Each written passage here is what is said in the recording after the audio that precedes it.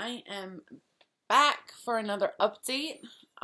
It's been like 2 years since my last update. And yeah, so my lighting in here sucks. And this is my laptop. So we're just gonna have to deal with this right now. Yeah, it's been a while. 2 years.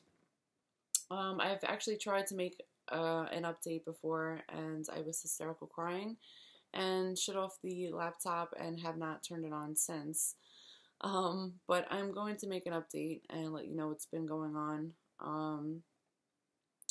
So about a year ago, I was eating with some friends at a sushi place and did not feel good.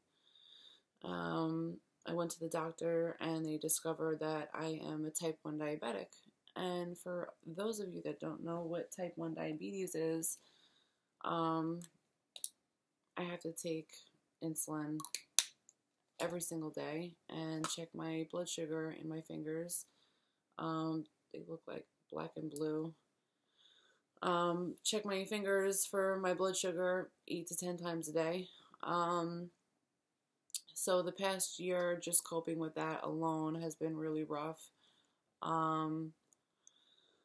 And so it's hard for me to do an update on methadone when I'm not even sure of how I'm feeling. I don't know if it's because I'm a diabetic or, and having this disease is just not making me feel good, or if it's because I'm a long-term drug user. Like, it's hard to tell the difference. I know that I still have a lot of anxiety, and yeah, the big question is if I relapse, and the answer is no. It will always be no. I do not, and I will never do drugs again. I know where I came from, and I never want to be at that spot again, especially now having to deal with this. But it's actually amazing to me because I remember in my other videos and coming off methadone, I was like, oh my God, I don't have to carry around drugs with me anymore. And, these freaking doctors, like they, tell you have to be on these medications for the rest of your life. And it's just like, and it's just so fucked up that, I had a year free and now here I am dependent on a prescription again. This time to actually save my life. But, so yeah, it's definitely been a struggle. I think part of me still feels sorry for myself, because I feel like I came out of such a hard time in my life, and now having to deal with this horrible disease. I shouldn't be negative because there's other people out there that have a lot worse things than this, but yeah, so, yeah. Anyway, so it's been, crazy with that. Man, I'm sorry, and I'm not taking this video off right now because I've tried making a video so many freaking times, and I'm just gonna keep going with this one. Yeah, so, like I said, my anxiety is still really high, and I can't sleep at night still. I feel like since I've gotten off methadone, my head has just been non-stop running. It's just like, I can't sleep at night because I'm just thinking constantly of my future and things of, like I think of like, I keep overthinking my overthinking, like it just doesn't stop. I think one of the things that really affects me today is that I was using for a long time, so I feel like being 30 years old is like mind-boggling to me. I feel like I'm still at the age of where I was before I started using drugs. Like I still feel like a teenager. I don't feel like I'm 30 years old, and I feel like I lost a large part of my life, and so I'm in this big rush to, and that's why I became a bartender, was because I felt like, I wanted to save this money to be able to get a house and go to school and rush everything because, you know, like my time is running out, you know, I feel like I just should be somewhere different in my life. You know, and it's crazy to me because I'm reading some of these comments and they're like, oh, she looks like a spoiled little, you know, whatever, brat, and, you know, she gets money from her, you know, whoever. And no, I live literally in a garage that was converted into an apartment. So no, you're wrong. And I was doing really good at the bar. I was making good money, and I had saved, you know, a good chunk of change to be able to move. And then getting diagnosed with type 1 diabetes without having health insurance took a big toll on me.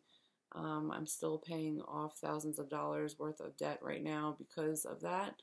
And so it set me back a lot, but I can say I am happy because as of August, I'm going to be starting school for nursing, which is also ironic because I talk so much shit about doctors and nurses, and here I am becoming a nurse.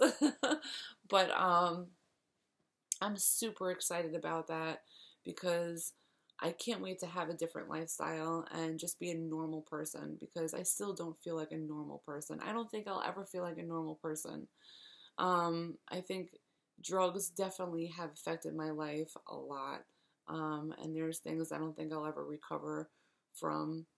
You know, like I have huge trust issues in people, and I feel like everybody's got a motive for something, and you know, just different things. Like, you know, I feel like, you know, I'm very overwhelmed with, you know, even just doing normal, like just doing the dishes and doing the laundry and cleaning my house. Like I just, you know, as normal as that is, like it's a little overwhelming just because I'm not used to doing all of that. You know, I was comatose for so many years of my life. I can care less about doing all that stuff. So, you know, it's kind of a struggle for me. It sounds so ridiculous because people have so much more issues, and I'm like, oh my God, the dishes, I gotta do the dishes, you know, but like I'm so psycho with that stuff.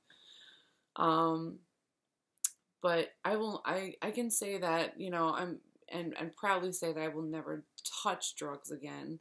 You know, and people are like, you know, if you're working at the bar and you're drinking, like you're going to end up going back, you're going to be an alcoholic. And that's not true with everyone. You know, everybody has to fight their demons in a different way. And I'm not saying I'm fighting my demons with alcohol, because I'm not. I rarely drink.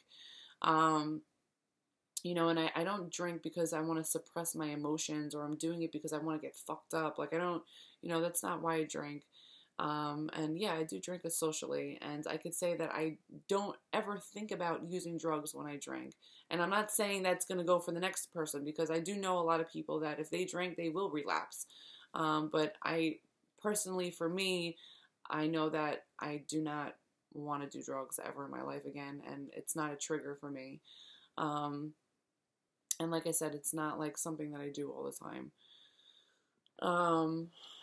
What else? I don't know, but I can't even believe the amount of feedback I had gotten from everybody. And I just want to say, like, you know, all those comments that I got, like, I can't tell you how much that helped me get through my recovery, and having all of you behind my back, and, you know, just basically, you know, cheering me on, you know, going through what I was going through, because it helped me out so much.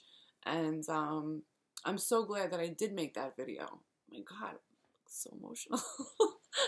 I'm crying over everything. It's ridiculous. Yeah, and it's just nice to know that you guys do want to hear from me and see how I'm doing. It's amazing. But I can say that I am definitely not perfect, and you know, I definitely have struggles in my life today from my past, but I'm a trooper and I'm gonna get through them. And yeah, and I'm doing really well otherwise.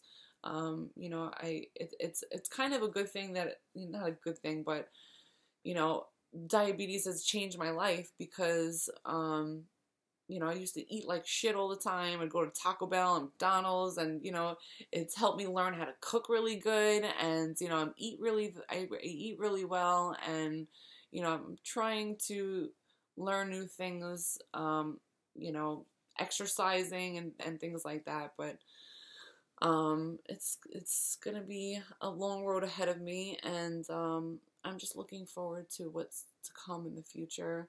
And I just want to thank all of you so much for watching these videos and the positive comments that you write, because they really have helped me a lot.